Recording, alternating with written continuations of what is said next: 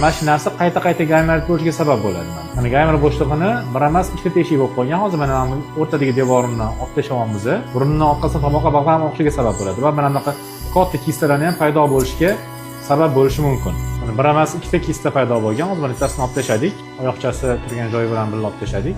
Tepasidagini ham olib tashlaymiz.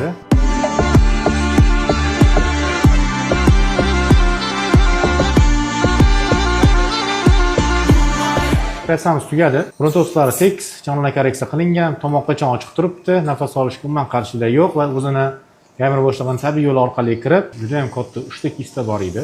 Uchalasi ham olindi, hammasi qopchalari bilan olindi, o'zining ishla qavatlari to'liq saqlandi. Xudo xolisa kista qopib olingandan keyin inshaalloh qaytalanmaydi. Doim operatsiya qilishdan oldin kerakli tekshiruvdan to'liq o'tish kerak.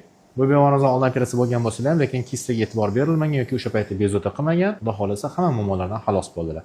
Salomat bo'linglar.